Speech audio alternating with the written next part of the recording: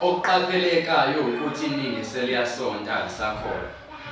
Iy'ntshumayelo ziyafinyezwa, amavesi asakhiwa phezulu afundwa ngey'qeshana, ngoba inhloso enkulu kuphuthunjwe inkonzo yokunikela.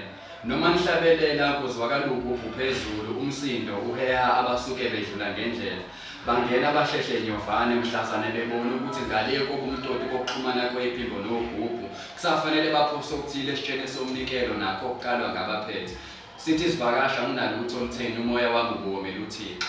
Ukuthula ebandleni ekhuza umgcojo. Iy'dingo zebandla azinakukhokhelwa ukoma mnumzane ihashi lenqembu lidinga ukuphuza. Thina siyimiphumela yemikhuleko yabazali bethu gaze zethu iy'ngane ziyogadwa yimiphi imikhuleko ngoba sesivimba nokukhuleka. Ubaba wethu osezulwini sinokhono lokusho uma siyiqembu. Phambilini-ke ongabonayo waziveza kwabaseKorinte wathi yilo nalowo makanikele ngokusuka enhliziyweni. Sesiphoqa umnikelo ngoba nakho sifuna ukuyothenga okusuka enhliziyweni. Ugogo nomhlangano wathi kubuhlungu basitshela ukuthi basebenzisa inkece enikelwe ngabazalwane, kanti basijabulisa ngosizo olusuke luthwele ngamasentsha lokugcina ashiya ngabasuke befisa bedinga iy'busiso. Uma ngibukisisa icala balivuma ngokunganaki ngoba iBhayibheli muva nje abasasifundeli bona uma bemphambi kwebandla.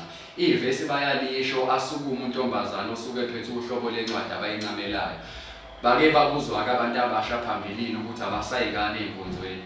Usukume kungalindele umuntu udadewethu uqhamukile wathi ngizobakhulumela nami ngiyasivala. Sisazama imadlana yokuthenga okokugqoka ngoba uma siyonikela thina bemali ebangumsindo siyibukwa kabi. Isimo somnotho asisihle, amathuba emisebenzi sagcina ukuzwa ngawo besakhankasela ukhetha abanikazi bezwe. Kahle kahle sekusobala ukuthi nakhona sanikela ngesiphambano ngosuku lokhetho. Wathi umvakeli kanjani ngoba nabo ogogo abaphuthi futhi banakho ukuziphinda izimpahla. Aphendule futhi udade. Abaphuthi ngoba bancamele ukuyozikhulekela thina endleleni ezobheka amatoho. Bake banconzule kweyempeshini bekhokho kweshumi nathi bayasibala okokwembatha kubo sewukubala ngoba nasezulwini nakungenwa ngambala. Ngoba lezi zagugu ezizizalayo zithwele. Igcwale phamindli yokukhonza ekhulunyelwa phansi zithi uyasolakala umbhishobhu webandla thizeni ngokuthwala ngoba nomuntu oseyabulawa ngenhloso yokufuna ukuqina. Ashumayele umbhishobhu athi bazalwane qinani okholweni esho yena eseqine kabili. Kokunye ngokugwilika akusadingi ukuvuka uyosebenza. Kwabanye sekukulinda iminyaka akhulu untombazane bamganisele komwela sevele bamngahle. Kuyanikelwa-ke nangomuntu ephila. Usofa silahlane sekwaba ngesinye sezaga zehlombe uma bethengisana basuke befisa. Iqiniso ukuthi abanye banikela ngesikhathi sabo bahlale eyalweni zalaba seke bayihamba indlela phambilini.